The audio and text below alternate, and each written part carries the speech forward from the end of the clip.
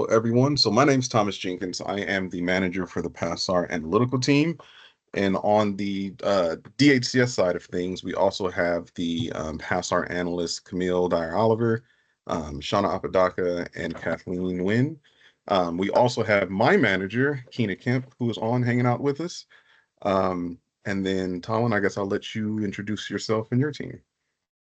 Thank you. My name is Talin, and I'm the manager for the long-term care LTSS team. So my team reviews authorizations for skilled nursing facilities, ICF, subacute facilities. We just took over pediatric subacute as well. I have a team of 16. I have clinicians, so registered nurses, and 5 non-clinical associates. And we also have our LTSS liaison team. I don't see that Mina's on, but our LTSS liaison team basically works with a lot of these skilled nursing facilities. So they talk to them about PASRR claims and anything and everything you can think of. So yeah, thank you for doing this for us again. No problem. And I see we have Kelly on as well. Hey, Kelly. So I'll share my screen. Like I said, we'll go over the PASSR webpage first, and then we'll get into the skilled nursing facility training material.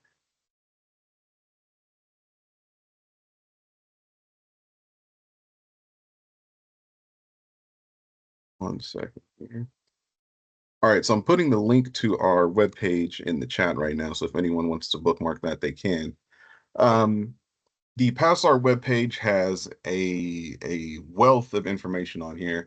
The first thing we have is just new information for PASSR. So we have a newsletter that you can click on, and it has information that we update monthly on things that are happening in PASSR. I'll go ahead and click on it so we can take a quick look. So the latest one we have is from February, excuse me.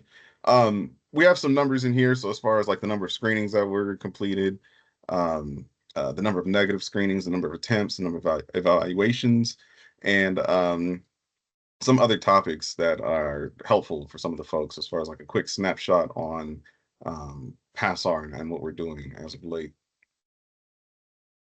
So backing up a little bit, the next section here is the MCP requirements that went effective May 1st, 2023.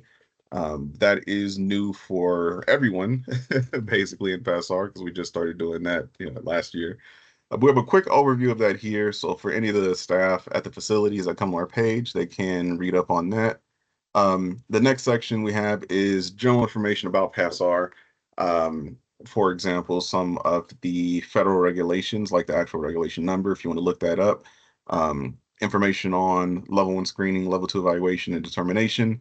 This is all quick overview information, and we actually have some areas later on the page where you can dive in a little bit deeper. The next page is very, very important for the facility staff, and this is one of the areas that we emphasize that folks should be familiar with on our page, and that is our contact information. First, we have IT service desk. So the way we like the facility staff to reach out to us is to reach out to us via our service desk. And that's because the service desk, if they can't answer the question then and there, they can create a ticket and we can keep track of the requests that come in. So service desk can be contacted 2 ways. It's either via email or by phone. So if anybody calls via phone, they have to select option 2 to get to the PASSR side of service desk. Support for service desk is available Monday through Friday from 7:30 in the morning till about 5:30 p.m. And of course, service desk is not working on weekends, after business hours, on state holidays, for example. But if facilities are having issues like system outages or internet outages or some sort of emergency, and they need assistance with the PASSR team, we do provide what we call on-call schedules, where PASSR management has emergency lines. The facilities can call those numbers, and the PASSR management will work with either the PASSR analyst or IT to get the solution. So, of course, if the system's having issues, we'll work with IT to get that resolved. Or if a facility has no internet access, but they need PASSR submitted, they'll reach out to us and we can submit the PASSR screenings for them. Next, we have KeepRo, soon to be called Accenture's contact information. So KeepRo is our third-party contractor. Per the federal regulations, the state staff are not allowed to do the evaluations. So we have our system that allows the facilities to submit the screenings. And then once the screening is in, if it's positive, then our third-party contractor are the ones to see if the evaluation needs to be done. And if it does, they do the evaluations. And once they complete the evaluations, they submit that information in our system, and then DHCS staff, specifically our clinicians, are allowed to take that information, review it, and then produce the determination letter. And we'll go more into the process a little bit later once we get into the skilled nursing facility PowerPoint slides. Next, we provide contact information for the field office. So if the skilled nursing facilities have questions about TAR submissions or payment, they can call them directly and ask the questions. We have another process that runs parallel to our serious mental illness process for IDDDRC, which is Intellectual Developmental Disability and Related Conditions. The Department of Developmental Services is over that. So we provide their contact information just in case people have questions about the IDDDRC level 2 evaluations or determinations. Their process runs outside of our system. So their letters and determinations come via snail mail. So if people want status update on that, we give them their contact information here. Last, we have the California Department of Social Services.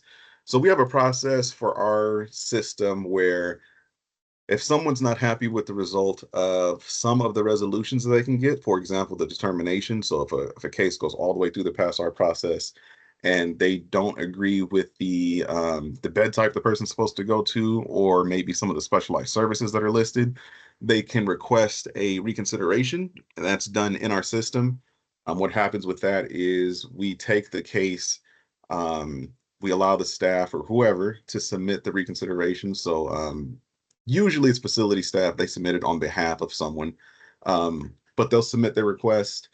We, on our form, we allow them to specifically ask for a specific outcome they might want to see. And then what we'll do is we'll take that reconsideration and assign it to a clinician.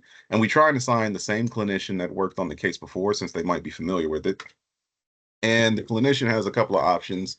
They can review the information and agree with the reconsideration request and say, yeah, we can make that change. It's not a problem. Or I have seen a situation where a clinician looked at the information and said, nope, our original determination is accurate. The request does not make sense. We're going to stick with the original determination that we have on hand.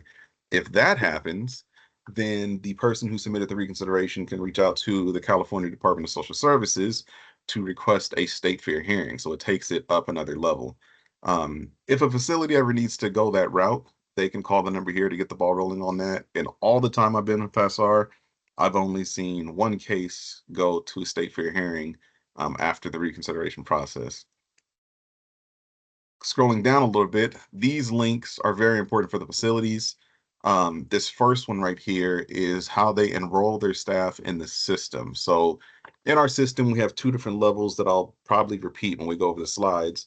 But we have an approver role, which is considered to be like the admin role for the facility in the system, and then the user role, which is the standard role. So to enroll staff in the system, they have to enroll their approvers, and that's via this form if you click on the link, and then following these steps. Once the approvers are in the system, they can add users into the system. So that's how it works for the staff that are using the system. On this page, we give them some additional instructions like how to add new users in the system, how to inactivate users if staff retire or transfer to another facility, how to reactivate users. So if somebody was working at the facility that was inactivated, their account can be reactivated. And then if somebody's email changes, we give them instructions, which is pretty straightforward, on how to change the email. So I'll back up a little bit. Going back to these links down here, we have the login link. So to log into the system, they can click on this link and it'll take them to the portal page. And we tell everybody to bookmark this page because our system is running off of the Microsoft Azure infrastructure. So it's an app within Azure. So folks, if they bookmark this page, they should have no issues getting into the system.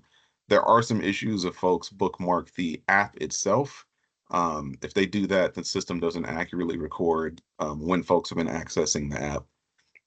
In addition, we provide some minimum browser settings for Chrome and Edge, and we provide some troubleshooting steps if folks are having a hard time getting in the system.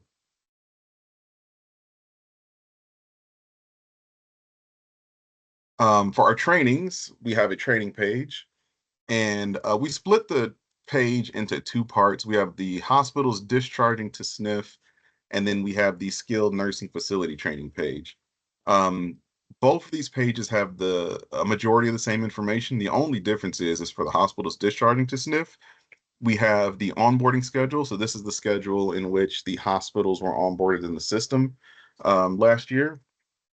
And then we have the trainings for staff who are, or facilities who are brand new to PASSR. So after onboarding the hospitals, we found out that some other facility types needed to be in the system because the PASSR federal regulations state that anybody who's being admitted to a Medicaid certified skilled nursing facility needs to have a PASSR done. So that means that it's not only general acute care hospitals, but maybe state hospitals, VA hospitals, acute psychiatric facilities, so on and so forth, also need to be in the system to submit PASSRs. So for those facilities that have never heard of PASSR before, we came up with this overview training. They can watch the training. As long as one person from the facility has watched the training, the facility can submit the training certification form to certify that at least one person has watched the training on PASSR. Of course, they can have all their staff watch the video, but they only need to submit one form per facility. Other than that, these other training links here are also on the skilled nursing facility training page. That is the online system navigation tutorial. So this was a quick video showing staff how to navigate the PASSR web app. Next, we have the Microsoft Azure organization setting tutorial. And this is a thing that some facilities see. When you get signed up in the PASSR system, like I said, it gives you access to Azure. And from there, you have access to our PASSR web app. Now, some facilities saw when they get access to Azure, they don't see the PASSR app. So this video just shows them how to change the organization settings so that they can see our app for DHCS. The next video is the file exchange tutorial video. So I'll talk about this a little bit later, but the file exchange in a nutshell allows one facility to send a completed case to the next facility. So this was put in the system so that the hospitals can easily take the case that they've completed and send it to the skilled nursing facility that the individual is being admitted to. In the PASSR system, each facility is walled off from one another. So one facility cannot see the screenings that another facility did. So this is why this feature was implemented. And then last, for the videos, we have the level one screening, and we recently updated the level one screening. So this is the live training we did demonstrating the new level one screening. We've added some information on the level one screening to try and help the contractors more efficiently reach out to the facilities to screen the cases to see if that evaluation needs to be done. And then we have a couple of PDFs that are being updated. The Microsoft Azure registration manual is up to date, if I'm not mistaken. And this is the PDF for staff who are brand new to PASSR on how to activate their account, how to accept the invitation and get the ball rolling so they can get access to the system. The next one is the online system user guide. So it's similar to the system navigation tutorial, I would say. And then we have the PASSR Level 1 Assessment Guide, which is similar to our live demo, but these are, of course, the PDF versions of those. So if we back up a little bit, we can get to the FAQs. The FAQs are, of course, the most frequently asked questions, and we updated this after enrolling the hospitals. Based off the questions we were receiving when we were onboarding all the hospitals. So we have these main categories, and then you can see the subcategories here. Um, there's a lot of information in here. And the best way to navigate the FAQs is to click on the main category where your question might be, and then do Control F on your keyboard to bring up your search. And then search your main word here um, to see where it populates. Now, level 2 is a little bit too general, but once you put in your main word search, you can use the arrows and navigate through the web page and try and find your question, and then therefore find the answer to your question. So again, we have multiple categories here you can use to try and find the answer. And this is the quickest way for the facility staff to get the result or find their answer. Otherwise, you have to contact IT service desk, and IT service desk is a great resource. It's just there's a limited number of staff there, and of course, if you can find your question here, you can get your answer right away. But I mean, not all questions are simple, right? Some of those are a little complicated. Next, we have the information notices, and these are very, very important because these are like the instructions that we send out to the facility staff whenever we make changes. So the first one we have in here is the pre-admission compliance. So some of you may not know or may know that California was not pre-admission compliant with the federal regulations before 2023. We were working on getting there, and we were given the objective of reaching pre-admission compliance last year. So that's why the big push happened. Before we were pre-admission compliant, the skilled nursing facilities initiated the PASRR after the person was already there and went through the PASRR process. And then, based on the results, if the person could stay there, they did. If they couldn't, they needed to be transferred to another facility that could provide specialized services that were listed. But now we're having facilities do the PASRR before admission to the skilled nursing facility. So once the PASRR is done, they send the screening to the skilled nursing facility, and then the person can go on over there. Um, you can look at the different titles we have here. When you click on the information notice, we have an executive summary to give you an overview. But we do tell all of our facility staff it's a good idea to be familiar with all of these so they understand where we are and what we're doing right now. And every time we have a new one, like I said, we send out an email to all the active staff on our system. So they should be aware of the new changes. But if they don't get that email for some reason, we tell staff to always come here and just check the information notices to look at the newest one to see if there's anything that they might have missed.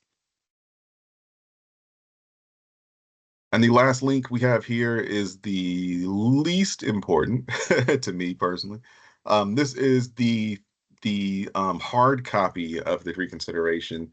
And like I said, the reconsideration process is online in our system, but for whatever reason, if they can't use it because of a system issue, we do have a hard copy that they can fill out and submit. But I always tell the staff, if you can't submit your reconsideration online, then there's bigger problems to worry about than submitting a reconsideration, because that means that our system isn't working. And if the system's not working, they can't submit screening. So we should probably figure that out first. But we do have this resource here if they need to submit a hard copy. Are there any questions on the web page before we get into the training material for the skilled nursing facilities?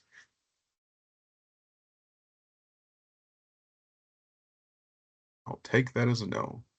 Okay, so we can get into the training material. So when we do our trainings, we always have this slide up just in case folks can see this. If they have coworkers that are having technical issues, like they can't hear audio or they can't see the slides, hopefully our goal is that the staff that can see everything can kind of reach out to the other staff that can't get in and can show them the troubleshooting things or help them with the troubleshooting steps. We always start the training right on the dot with this slide. Um, just a quick intro. I'll do the same thing that we did at the beginning. I'll introduce myself and the staff that are on hand. We usually, for our trainings, also have our main service desk contact here as well, just in case he has any input on some of the questions he might be seeing, from day to day. Depending on the training, we'll also have one of our clinicians present to answer any of the clinical questions that come in. And then we'll also have a number of other DHCS staff that might attend just to see what questions are coming in or just to see what new material we might have. From here, we describe room expectations. So everyone's automatically muted in our trainings here. I don't believe anybody's muted. So if you guys need to talk, feel free. We tell everybody to put their questions in the chat box. And what we do is we save all the questions for the end during our Q&A, and we address the questions there. We let everybody know that the purpose of this training is to provide some guidance to the skilled nursing facilities on the process for admitting individuals from hospitals or the community. Like I said before, with the folks are coming from more places than just the general acute care hospitals, but the bottom line is we let them know that, for anybody that's being admitted to their facility, what they should be doing. So in this training, we do go over pre-admission compliance, PASRR screening requirements, the SNF roles and responsibilities, and we do have a section that goes over the managed care plan roles and responsibilities. So from here, we do identify some of the common acronyms that we use for PASRR. So the first is DDS for the Department of Developmental Services, and I did explain they're the ones over the IDDDRC process. I usually skip down to IDDRC and mention that that is the Intellectual Developmental Disability and Related Conditions. Again, that DDS has jurisdiction over. DHCS, for those that don't know, is the Department of Healthcare Services. EHD stands for Exempt Hospital Discharge, and we do go over that in detail a little bit later, but it's the only true exemption to the PASRR process. GAC refers to the General Acute Care Hospitals because the state loves their acronyms. PASRR stands for Pre-Admission Screening and Resident Review. And we do go over the difference between the two types of screenings. There's the PASS and the RR. We'll talk about those later, but basically the hospitals do the PASS, the skilled nursing facilities will do an RR in most cases. SMI stands for serious mental illness. So that's one of the facets of the PASRR. The other is the IDDDRC process. And then last, we have SNF for skilled nursing facilities for those that don't know. And then we go over our definitions. So for new admissions, this is very important for the skilled nursing facilities. These are individuals who have never been admitted to their facility before, or an individual who does not qualify as a readmission. So for readmissions, this is an individual who's already admitted to their facility. They might leave to the hospital to receive care with return anticipated back to the SNF, and they in fact do return back to the skilled nursing facility. Now in this transition, this does not include any discharge to the community. So they are going straight from the SNF to the hospital and back to the SNF, and the amount of time that they spend at the hospital for us does not matter. We've had examples of staff who said patients were at the skilled nursing facility for, whatever amount of time. They went to the hospital for several months and then came back to the SNF, and they were wondering if they would be considered as a readmission or new admission. And I told them as long as they did not go to the community, they are considered a readmission. For interfacility transfers, this is an individual who's transferring from one SNF to another with or without an intervening hospital stay. So somebody could be at the SNF, go to the hospital, and then go to a different SNF. The transferring SNF is responsible for ensuring copies of the individual's most recent PASRR accompany the transferring individual. So if SNF A has somebody that goes to the hospital, and instead of returning back to SNF A, they go to SNF B, then SNF A should be sending the most recent PASRR they have to SNF B, so that SNF B can take a look and see if they need to do any updates or if they can just hold on to the PASRR they received from SNF A.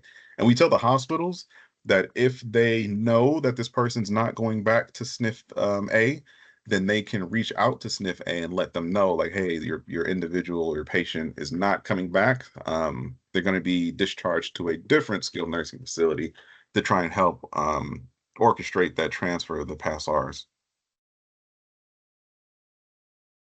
And next we have significant change. So I mentioned that the SNF can do an update, and that is the RR. We'll talk about that in a second.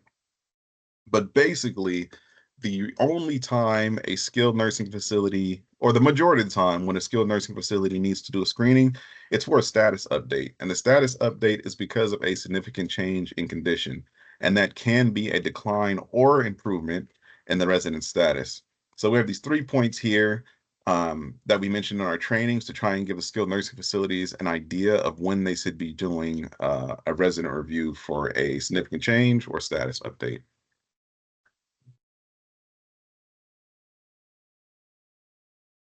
Next, we have the 30-day exempt hospital discharge. So like I said before, this is the only true exemption from the PASRR process.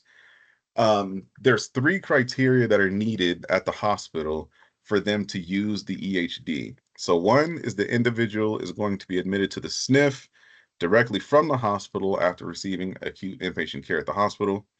2, the individual requires skilled nursing facility services for the same condition for which their individual is being treated for at the hospital. And 3, the attending physician has certified before admission that the individual's stay will not exceed 30 days at the SNF. Now, for the hospitals, 1 and 2 are pretty easy to get. It's number 3 that's a little bit of a challenge.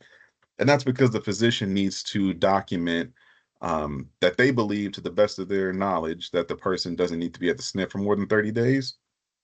And they can document this a number of ways. They can put it in the electronic medical records. They can write a letter. They can have a post-it note. For us, they just need to have it documented somewhere. And then if somebody requests this information, they need to be able to provide it.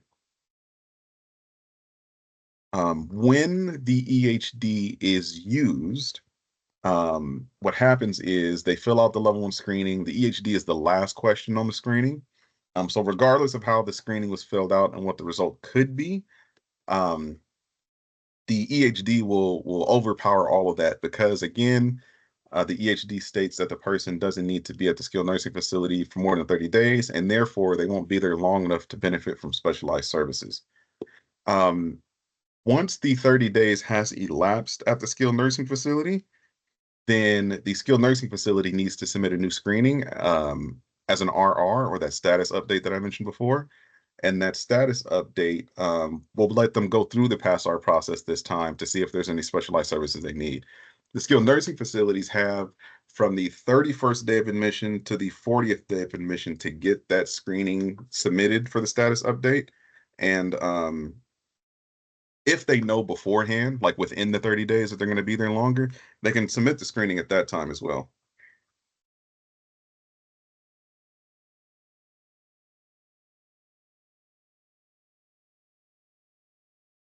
For serious mental illness, we provide the definition here, but also we provide the definition on our level 1 screening. On our level 1 screening, we have certain areas where we provide tooltips. So if they hover over a numbered icon, they can get additional information. So for the section 3 of the level 1 screening, for the serious mental illness section, there's a tooltip they can hover over that gives them this definition for serious mental illness, just in case the staff that are submitting the screening need a refresher on what we think a serious mental illness is.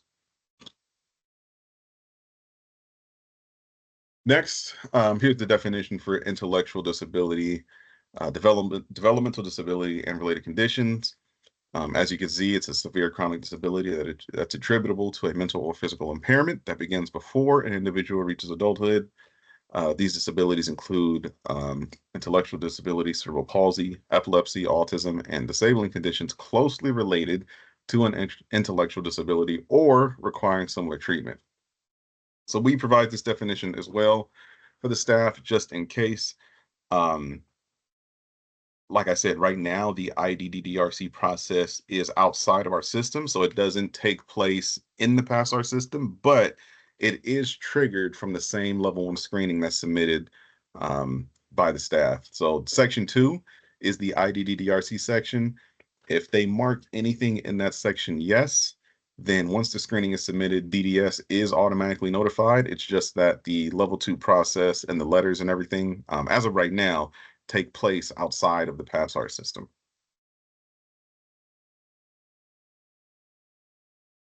So we do give a quick definition or reason why PASRR is needed. So it's to ensure anyone with a qualifying SMI or IDDRC will be evaluated to determine if services and support specific to those conditions that are over and above what the SNF would be expected to provide as part of their per diem. In our trainings, we do provide the title code for the federal regulations, and it is specifically sections 483.100 through .138. So anyone can go ahead and take a look at the federal regulations if they're curious of why California all of a sudden needed the hospitals to step in and do the PASRRs before they got to the SNF. California was one of the last states to get on track. So it was a bit of a rude awakening, but it did need to happen. And we've been working towards it for many years.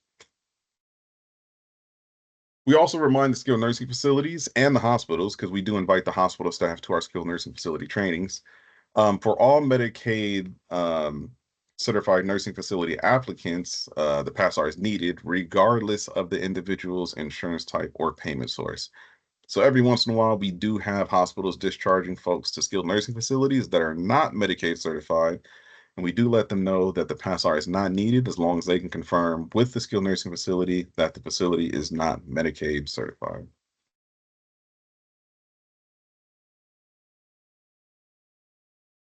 So we go into some more details for the skilled nursing facilities on some of their responsibilities. So it's important to note any level one screening completed by the SNF or any facility discharging to a SNF must be completing the PASR process prior to admission. And this is really important for the skilled nursing facilities because they will not be reimbursed properly for any days of service provided before the case is closed. So in the past, I mentioned PASR in California was post admission. And the way we did it then was as long as the skilled nursing facility started their level one screening on the day of admission or before, they would get reimbursed for any services provided. But now the field office is going by the close date of the screening. So the screening is to be closed on the day of admission or before in order for the skilled nursing facilities to be reimbursed properly.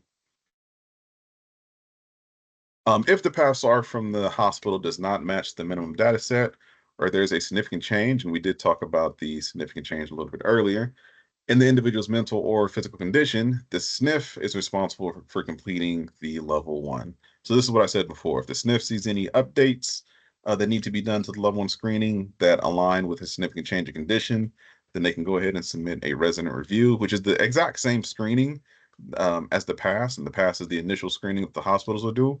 The difference is at the time at which it's being done. So again, if they see any significant changes or they need to update things like the screening they have on hand doesn't quite align with the MDS, then they can go ahead and submit a new screening as a resident review and make sure everything's up to date. And just because they submit a resident review doesn't guarantee that a level two evaluation needs to take place. And that's the rule for any screening submitted in our system. Just because a screening is positive does not guarantee that a level two evaluation needs to take place. That's up to our contractor Keypro, soon to be Essentra, to take a look at things and see if a level two evaluation is necessary or not. So we try and remind the SNF several times that the SNFs may not admit individuals from the hospital or community without the completion of the PASR. For folks coming from the community, what the SNF does is they're made aware that the individual wants to be admitted from the community setting. And what they can do is they can submit the PASR as a pass. So this is one of the few times where the skilled nursing facilities will start the PASR process. They'll get all the information they need to submit the screening, and they'll work with our contractor to get that evaluation done from the setting they're in before they're admitted to the SNF. If anybody is admitted from the community, they do have to wait for that whole process to be completed before they're admitted into the skilled nursing facility. And community admissions do include folks coming from out of state. So it happens a few times a year. We'll help the SNF out as long as they let us know. But they can submit the screening as a pass, work with the SNF where the person is out of state, get everything done. If they need evaluation, they can get that done via telehealth with our contractor. And then once it's all closed and clear, then the SNF can admit the person from out of state.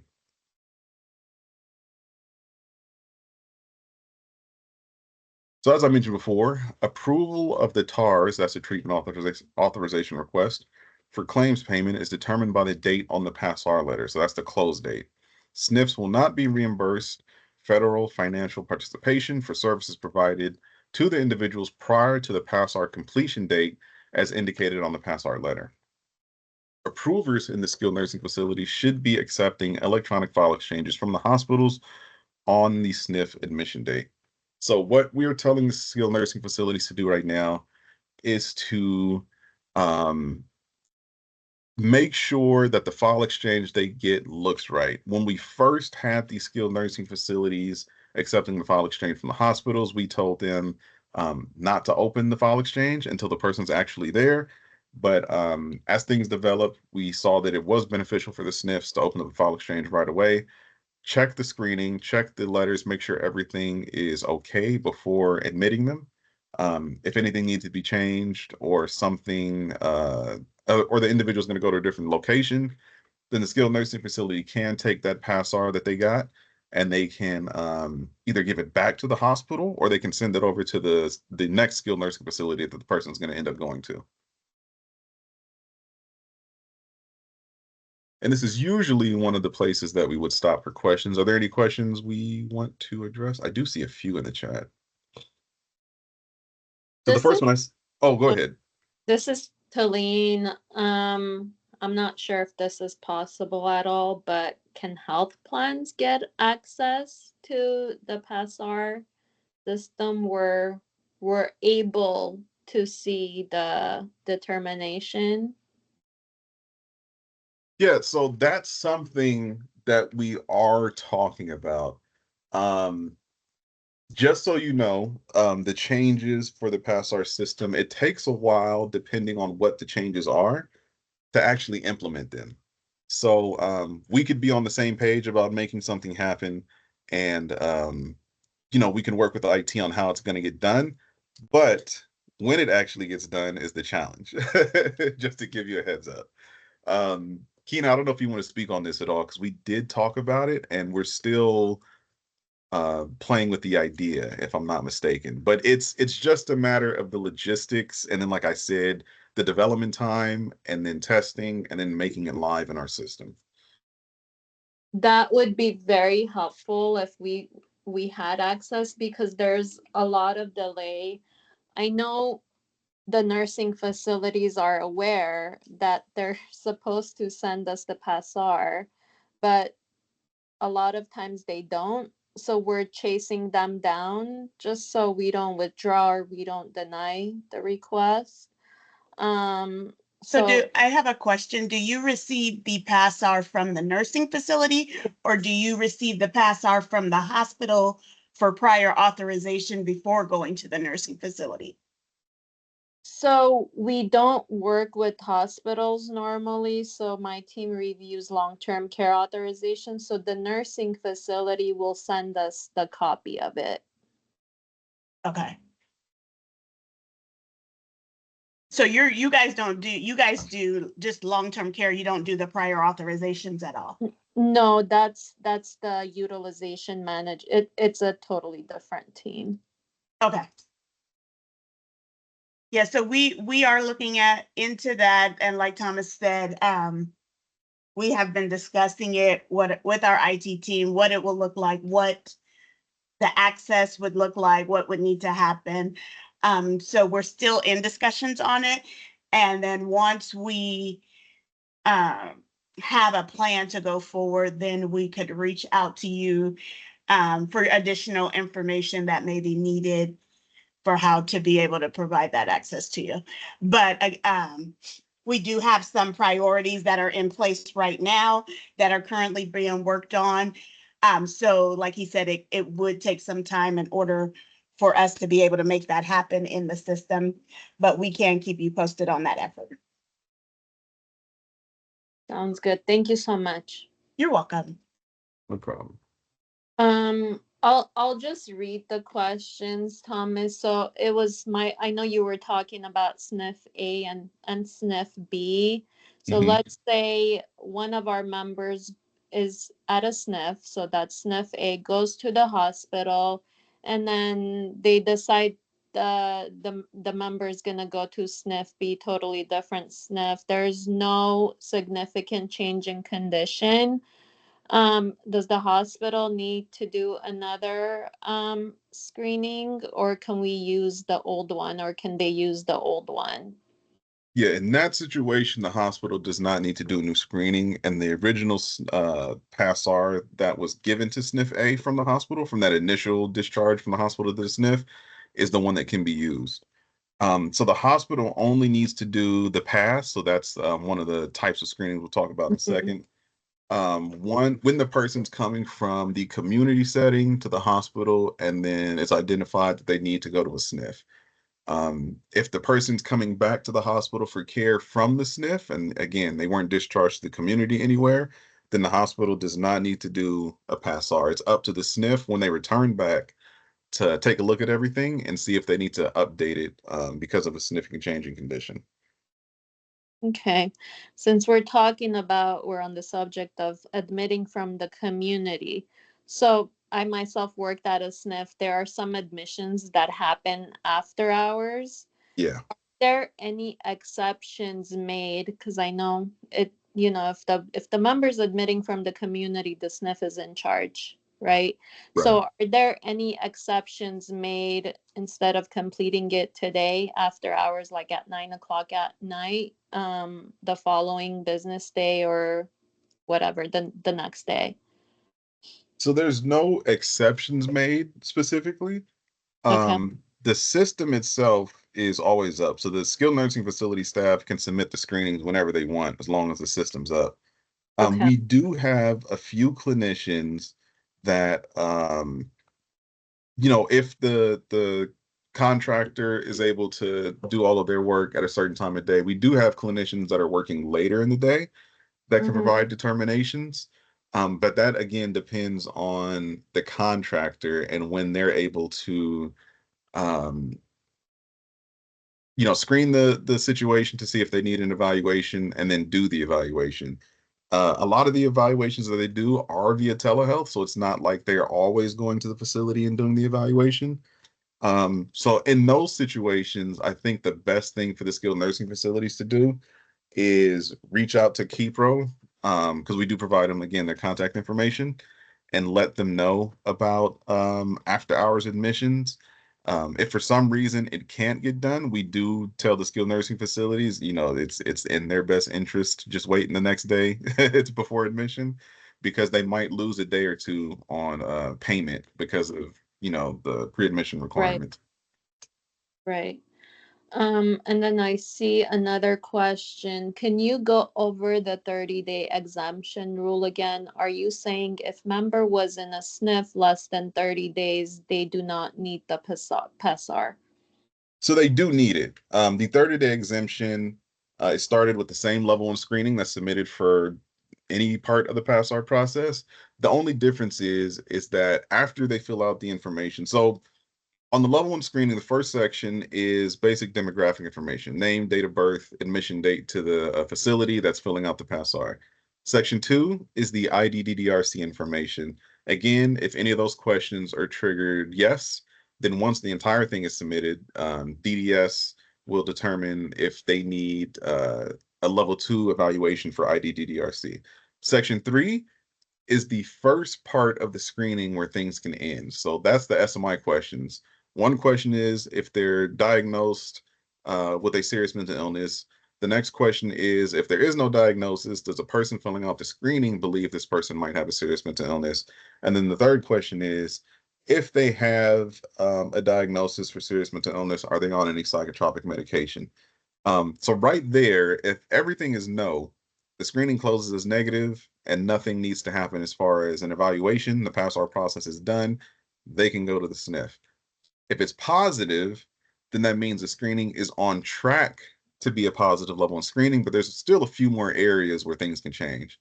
The next section is the categorical section. So it's saying even though this person possibly has a serious mental illness and is on psychotropic medication for a serious mental illness, they might have a condition or situation that would prevent them from benefiting from specialized services, and therefore they don't need an evaluation. So they still have to submit the screening, but there's not going to be an evaluation.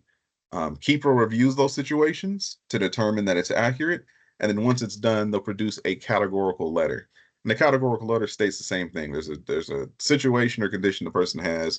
They can't benefit from specialized services, and we're going to close the case. Now, if that's filled out, it can be positive or negative for that. It doesn't matter.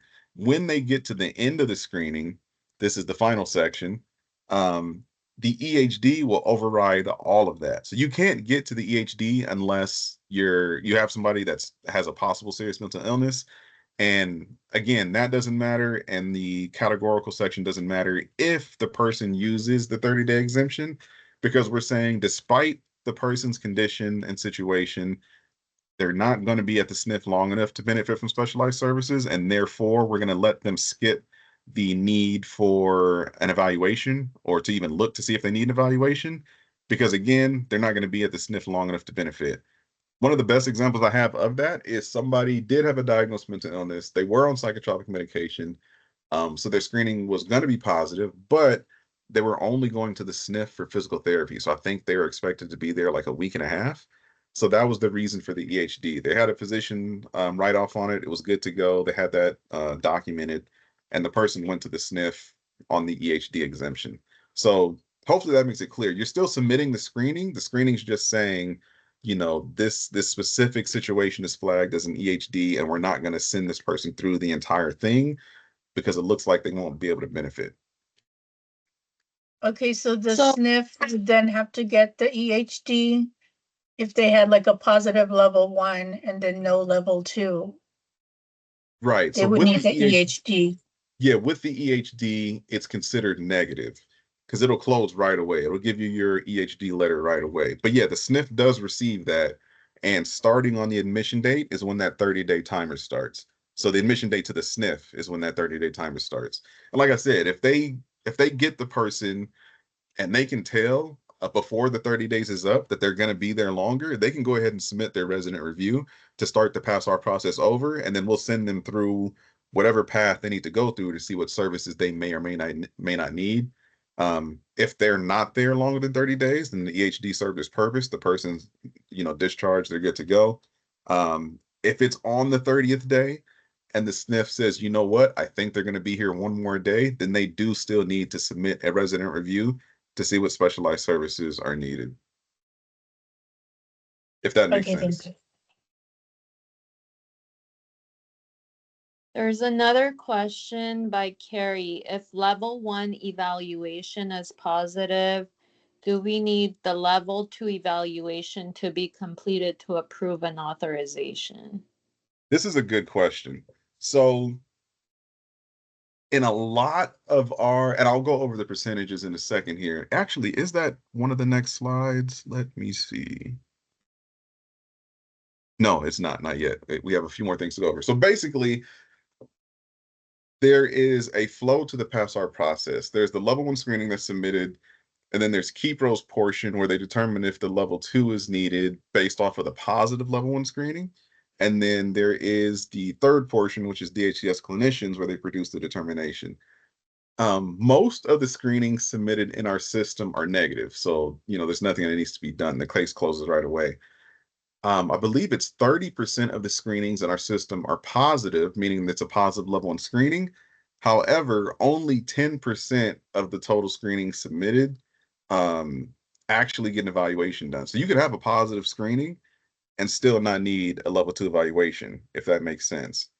For the ones that do need the evaluation, they get the determination. So that's what you would be looking for.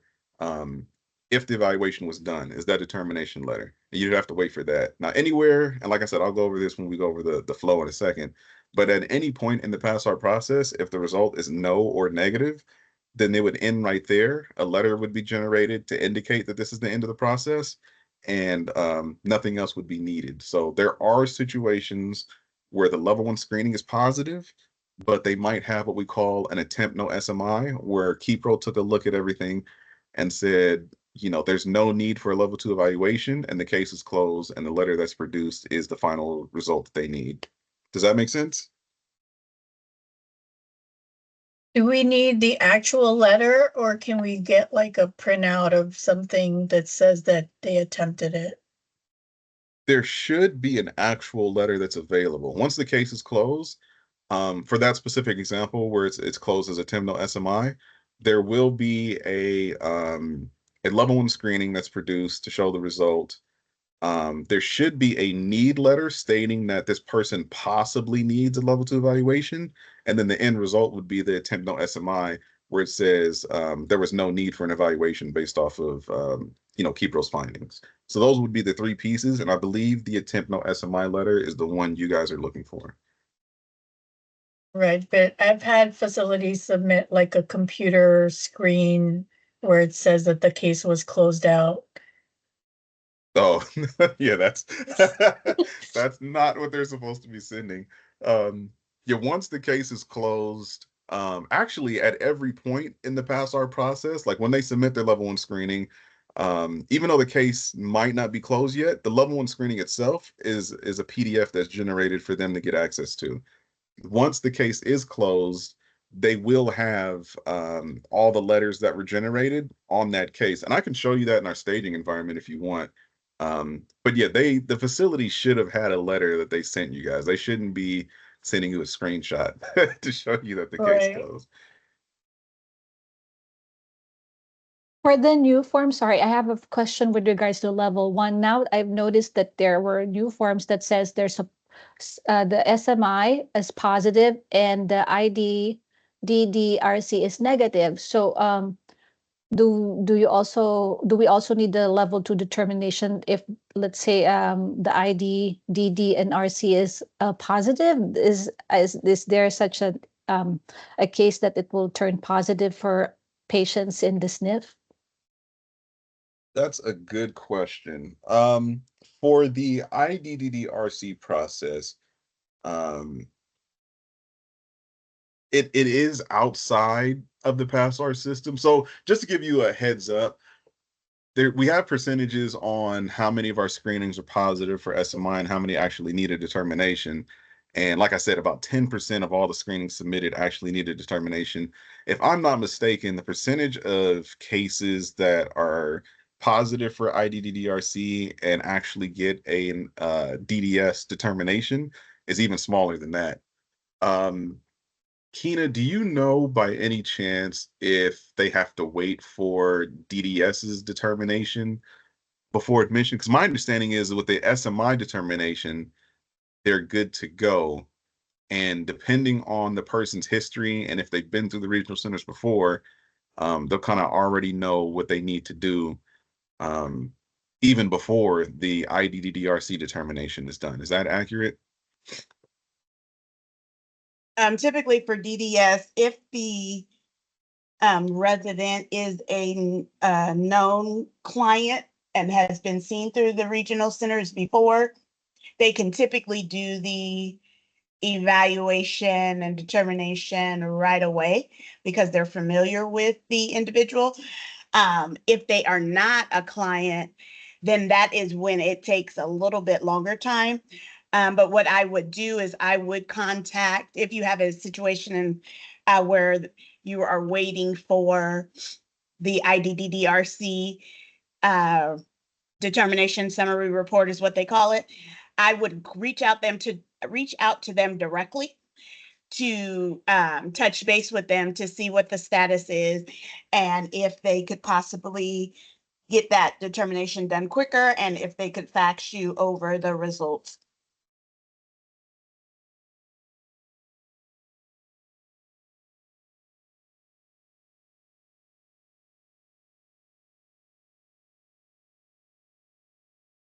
Here we go. Are there any other questions?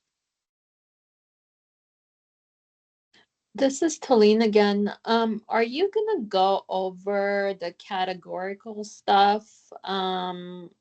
Like the one and two. I think that was kind of Yes. new to me at least. Um, Yeah, yeah, definitely. Yeah, yeah. I okay. am. So the next few slides might not be beneficial for you guys because it's about the roles in the system. I'll try and go over them real quick. Like I mentioned before, there's two roles, the approver role and the user role in our system. Each facility has staff that they've appointed under each role. Some facilities have all the staff as the approver. It's just up to how they want to operate. The the differences between the two is that the approver has the ability to accept the file exchange. Both accounts or both roles can send the file exchange. The approver is the only one that can accept it, however. In addition, the approver is the role that adds the users in the system. So a user cannot add a user. And the approvers have to be added via that approver form that I mentioned before. Um, Both the approver and the user role can view all the screenings in the system for that facility. They can submit new screenings for that facility. They can update any of the screenings that are still open for that facility.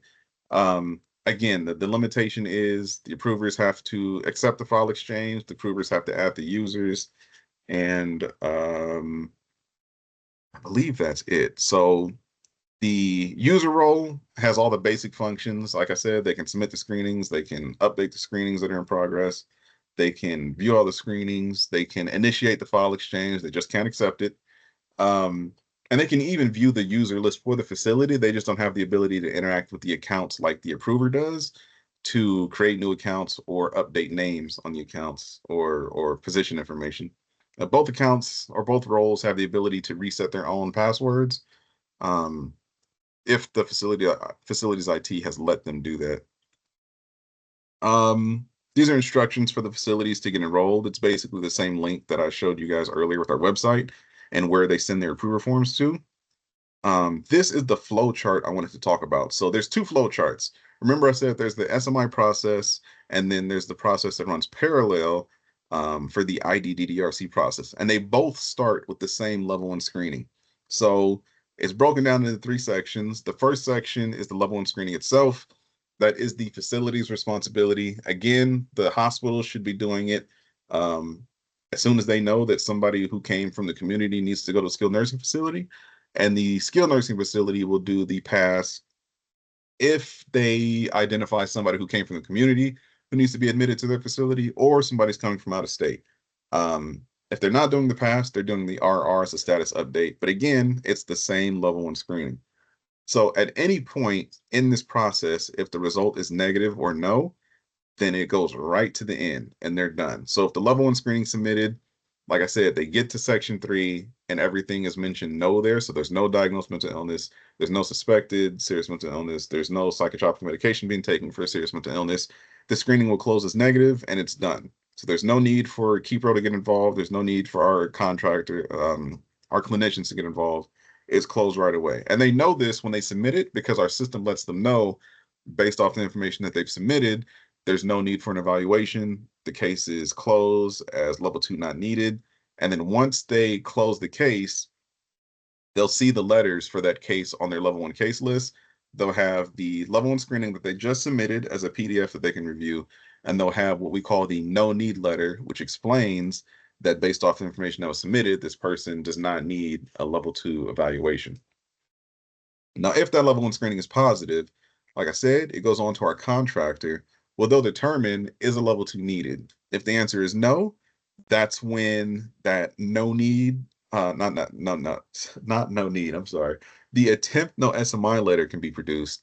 And again, when that happens, that's the end of the PASRR process for that case. It's complete. There's no need for our clinicians to get involved. If KeyPro does identify that a level 2 evaluation is necessary, then they'll reach out to the facility, they'll screen the case, they'll schedule that evaluation, they'll do that evaluation, and then the results for that evaluation are sent back into our PASRR system, where our DHCS clinicians will assign a case to themselves, they'll review that information that our contractor gathered via the evaluation, and then they'll produce their determination letter. And then after that, the process is complete. So from the very beginning to the very end is the level 1 screening, our contractor doing the evaluation, and then the determination is complete. But as you can see, at several steps in here, it could be no or negative, and then the process would end right there. So that's the SMI side of things. So if we go over to DDS's side, it starts with the same level 1 screening. Again, DDS is doing their process based off of section 2. And once the screening is submitted, they're only looking at the information submitted from section 2, if I'm not mistaken. DDS are the ones to determine if they need to do their IDDDRC level 2 process. And if they do, it is the regional centers that do the evaluation and produce the PASRR summary report. So our contractor is not involved with the IDDDRC process. Our DHCS clinicians are not involved with the IDDDRC process. But similar to the SMI process, at any point, if it's negative, so if with the level 1 screening, if all of section 2 is marked no, then nothing happens and DDS is not sent any information. They're not even aware that that case was done. If it is positive, one of those is marked yes, but DDS determines there's no need for an ID-DDRC level 2, then their DDS ID-DDRC process is complete. There's nothing else that's going to happen.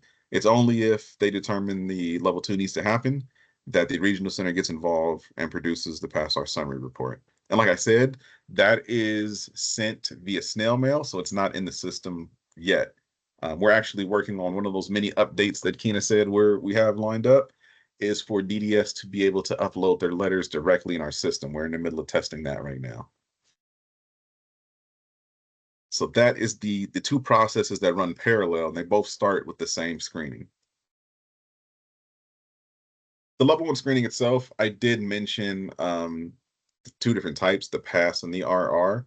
But for the screening, it should be based on medical records as well as any direct observation that the staff might have for the individual. So the person that's filling out the screening, we do recommend that they've at least met the person once. They have an understanding of medical terminology, and they have an understanding of the person's medical history. Like I said before, the PASS is done at the hospital, and in special circumstances, the SNF could do the PASS, but the RR is the status update, and that's always done by the skilled nursing facility when it's necessary. And this is outlining the same thing about the PASS and the RR.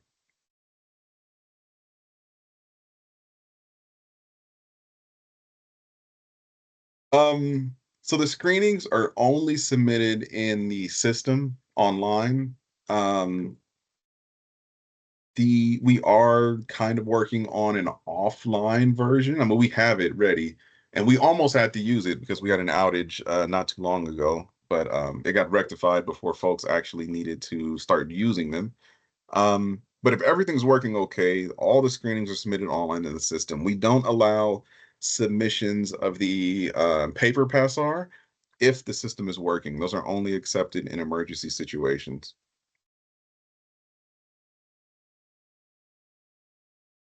One of the things we do talk about is the introduction of psychotropic medication. And this has actually changed a little bit. So the clarification here is that for the skilled nursing facilities, they're going to submit a resident review only if a psychotropic medication is introduced along with a new diagnosis. So in the past, the psychotropic medications would trigger an RR if the medication changed, but that was producing what we call too many false positives. So right now, the skilled nursing facility should only be doing an RR for psychotropic medication changes if the medication is being prescribed with a new diagnosis, if that makes any sense. When that happens, the case will go through the same process. We'll do the SMI process. DDS will do the ID-DDRC process to see if anything needs to happen for any specialized services. And again, just like the other screenings, it could be the case that they need to submit a resident review, but nothing's going to change and the case won't need an evaluation. For corrections, so the facilities can edit screenings that are what we call in progress. And this happens by, they just need to complete the first section, which is that basic demographic information. After they complete the first section, at that point, they can save their screenings in progress. And this probably isn't important for you all, but they can keep in progress screenings for 2 weeks.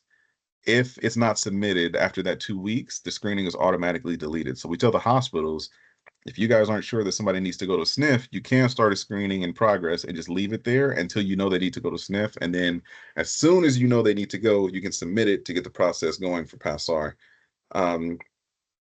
As long as they submit that screening within the 2-week time period, then it goes through and it's good to go. But like I said, if the screening is not submitted and that 2 weeks is up, then that in progress screening is automatically deleted.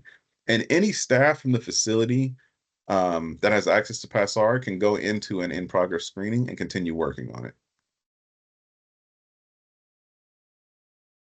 So once the screening is submitted, we can't edit it. They can't edit it. We can't edit it. It's locked in the system. So for minor demographic errors, such as the misspelling of a first name, or if the date of birth is off by one date, we tell the facilities to make handwritten corrections on the printed copies that they might have. But if there's major errors, like we had one facility reach out to us and say, I was working on multiple screenings. I put the wrong name on someone else's information.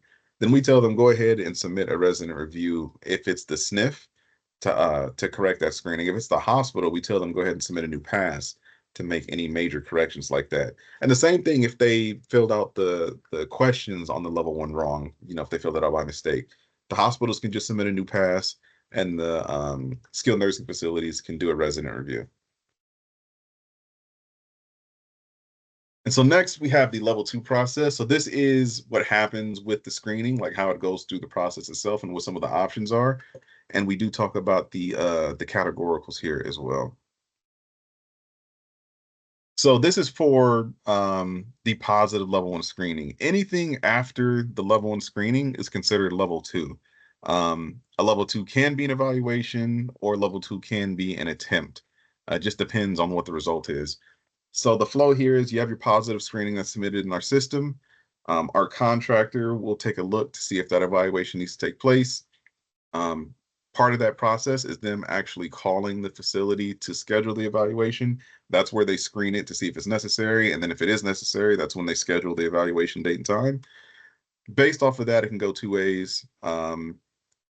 Either things look okay and they can schedule the evaluation. The actual evaluator should be calling the facility within 24 hours to confirm admission status to make sure they're still there. They'll do the evaluation, which can be telehealth or in person. And then if everything's okay, it's a completed evaluation. If something happens, like the person mysteriously isn't available, they can close the case as unavailable.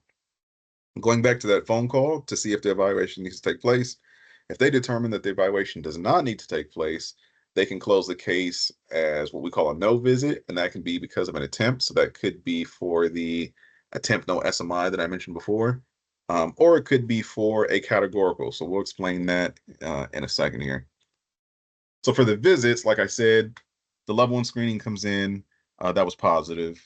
KeepRoll will take a look to see if the evaluation is necessary. If they determine that it is necessary, they'll schedule that evaluation date and time with the facility staff. The person who's doing the evaluation is supposed to call within 24 hours of that evaluation to make sure the person's still there. And then they conduct the evaluation either in person or via telehealth. Again, if everything goes according to plan, they can complete their evaluation. That information is sent to us in our system, where our clinicians can review it. Once they review it, they can close the case and produce the determination letter, which is available online. If things do not go according to plan, so let's say the evaluation was scheduled, the person doing the evaluation is going to go to the facility in person, and they confirm that the person is still there, but once they get there, the person's not available, like they're missing or something.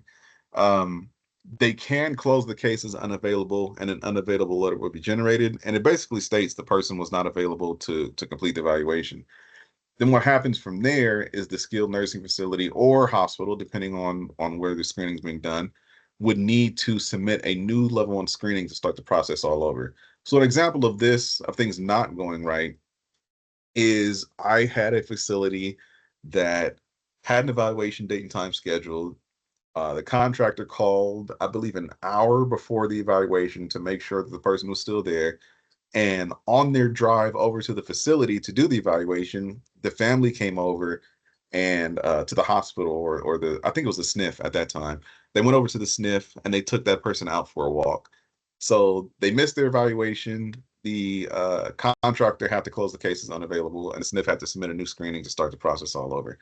Now, thank goodness for them, they already had like medical records and everything. So I'm pretty sure when that new screening was submitted, they just basically needed to schedule another evaluation time.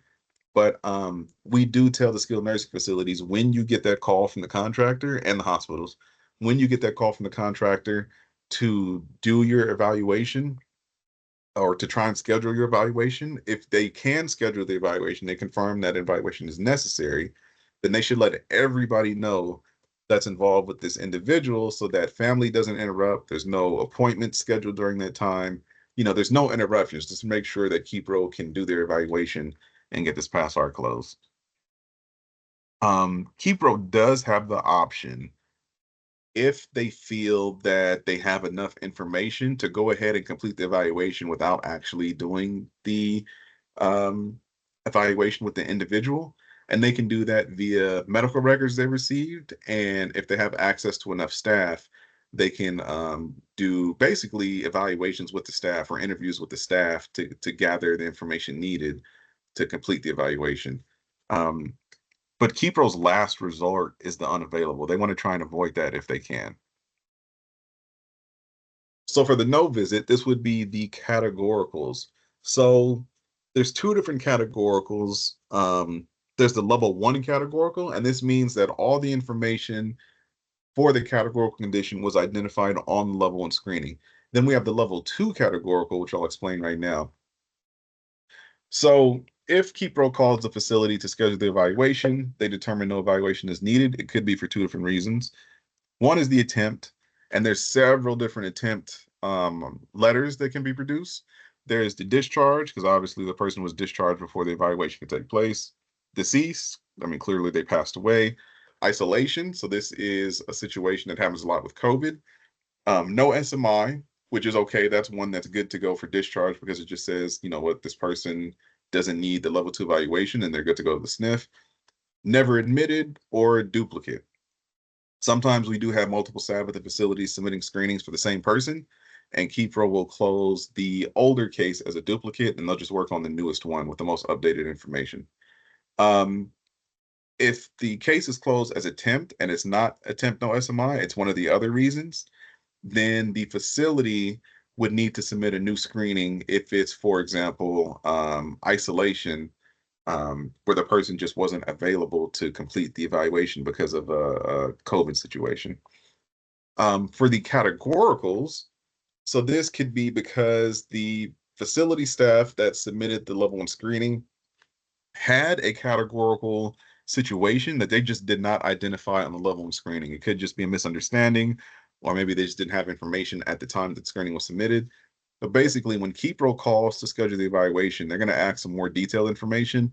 And if they identify a categorical situation, then they'll go ahead and close the case as a level 2 categorical. So again, level 1 categorical is the categorical condition or situation is identified when submitting the level 1 screening. A level 2 categorical is when Kipro discovers a categorical situation based off of the information they gathered when speaking with the facility that was not identified on the level 1 screening. So when the categorical is done, the case is closed and a categorical letter is generated. And once that categorical letter is generated, then the person can go to the skilled nursing facility. If they're already at the skilled nursing facility, then you know if they can stay there. Does that answer your question about the level 1 and level 2 categorical? Yes. Okay. Karen, I know you got a couple of cases like that. Are you okay with the categorical stuff? Yes. Thank you. Cool.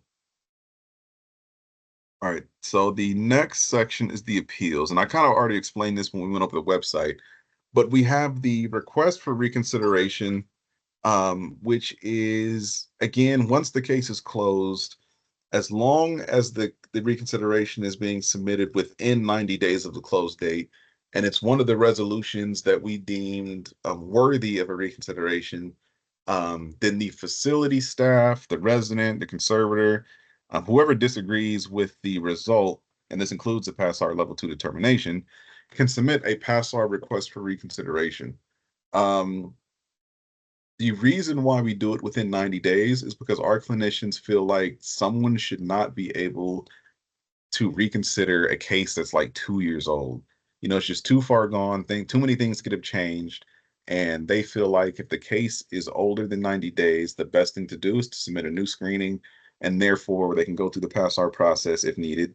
And you know, the most up-to-date information can be provided and the correct result can be identified.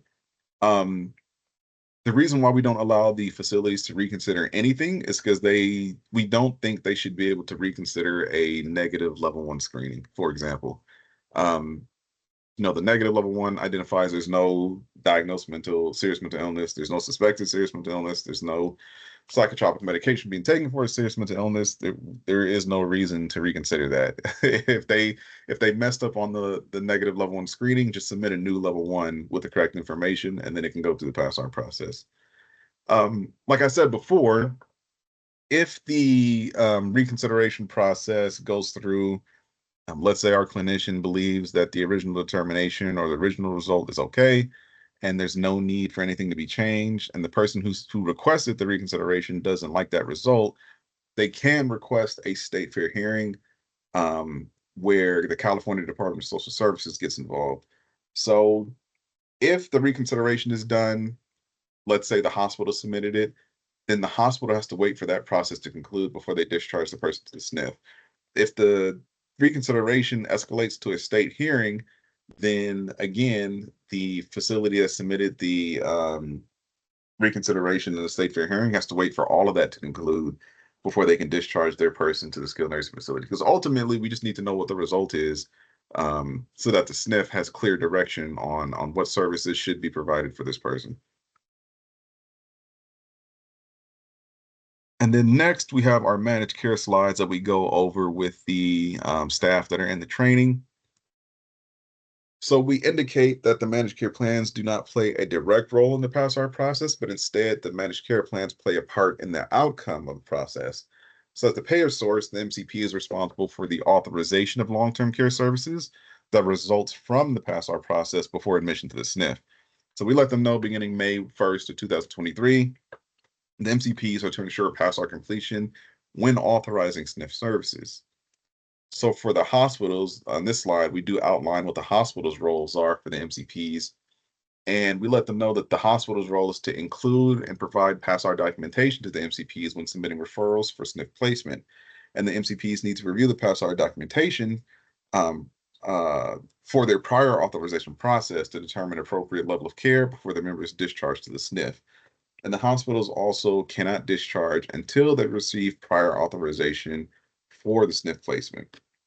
So for the SNFs, and this is more so for the community admissions, is when a certified Medicaid SNF plans to accept an MCP member, the SNF will need to submit an authorization. Yeah, I can't speak. An authorization request to the MCP for SNF services. So this is again for community admissions or somebody coming from out of state.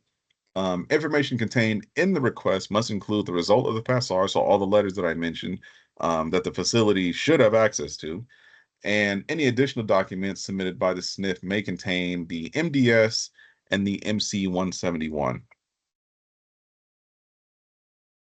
And then we explain that the MCP role is to take the PASRR information into consideration when authorizing the request for SNF services. Review of the PASRR determination helps the MCP ensure that their member is receiving the most appropriate care possible in the most appropriate setting that addresses both the physical and mental health needs, which is advantageous for both the MCP and the member. And then the advantages for the member is when the MCP authorizes services resulting from the PASRR determination, the member has the best chance at receiving the care they need in the setting that is expertly deemed to be most appropriate for them. Specialized treatment options for members with an SMI or IDDRC are more abundant when the member is placed in the right setting, which can lead to better physical and mental health outcomes. So that is the end of the training. From there, we have our final Q&A that we'll do. And then we just tell folks thanks for attending. But is there anything that you all want me to cover or address that we went over, or maybe something that we didn't go over?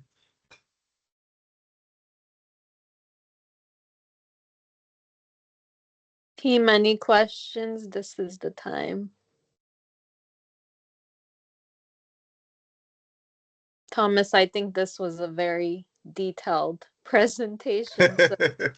So we definitely appreciate it. I know we had some questions, but I think you have answered everything very clearly and in detail. Got you. Yeah, and if anything comes up, I mean, you have my email, so you can reach out to me. But if folks have any questions, they can also reach out to IT Service Desk and let them know we just need to speak with the PASRR team regarding whatever the subject might be. If you do reach out to IT Service Desk, just make sure if you have a specific case that you're asking about, like the CID number, please provide that, because then we can look up the case in the system and better answer your question. But yeah, like I said, you have my email, so if you guys have any questions, either one works. Sounds good. Thank you so much. Thank you for taking the time on a Friday. No We problem. No problem at all. do appreciate it. Can the presentation also be shared, Um, or I'm sure we can send you something. Kina, if I if not, can we'll just take the video, the link to, I guess you said it's going to be a video, right? The recording. Right, yeah. So the process after this is I have to talk to the web team to get the video uploaded to our DHCS YouTube page, which is private. But then once it's uploaded, I can give you guys a link, and whoever you share the link with can watch the video. Okay. Sounds good. Thank you so much again. We appreciate you and your team. No problem. Like I said, if you want to do another one, just let me know. Fridays seem to be the best, but Okay. yeah, whatever works for you guys, just let me know. We can schedule another one if you need to. Okay. Sounds good. Thank you so much. No problem. I'm gonna stop the recording right here. And that is it. All right, yeah, if you have any questions, just let me know. Thank you. Have a good weekend. You too. Thank you. you. Take care, everyone. Thank Bye. you. Bye.